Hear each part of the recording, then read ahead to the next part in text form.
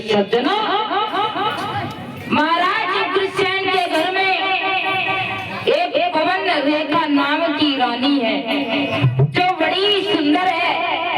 और महाराज परिषद पवन रेखा जो है पतिव्रता नारियों की लिस्ट में तीसरे नंबर पर आती है पवन रेखा, ऐसा बताया जाता है।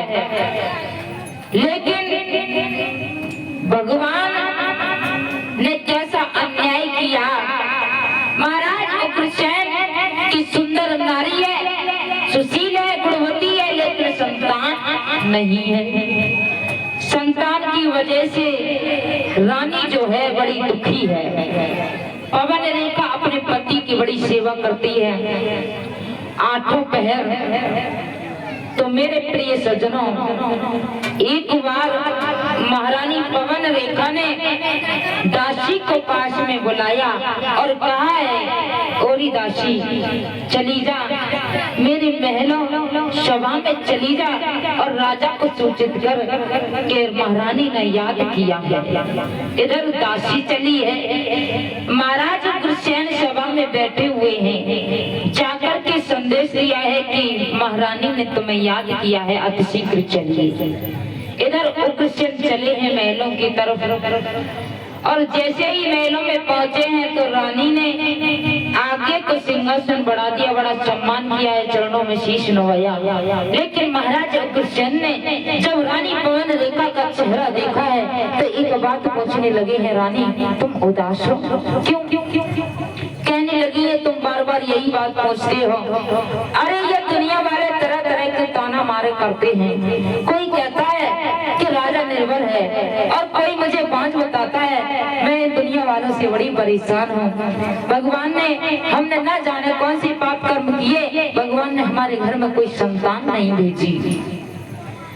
उग्रसेन समझाने लगे हैं, प्रिय सुत देना या ना देना और लेकर के छीन लेना ये भगवान की लीला होती है, इसमें हमारा कोई दोष नहीं है।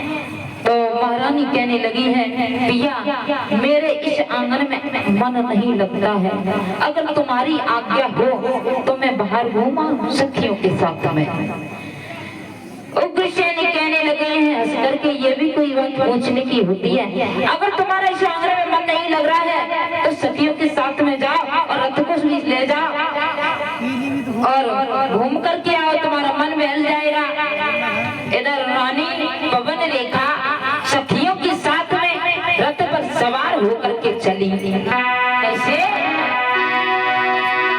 रथ को लो सजवाए रे जवारानी बड़ी अंगाई।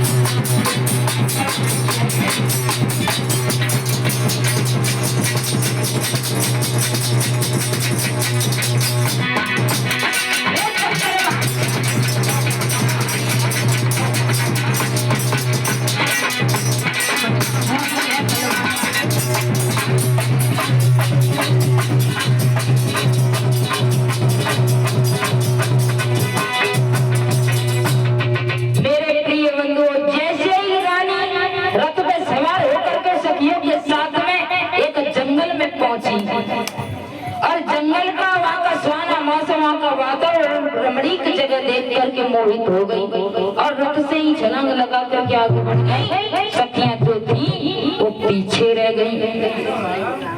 रानी आज वृक्षों को, फुलवारियों को, जीव जंतुओं को देखती हुई आगे बढ़ती चली गई। मेरे प्रिय सज्जनों, तो बताया जाता है कि उसी जंगल में एक दुर्मलिक नाम का राक्षस रहा करता था।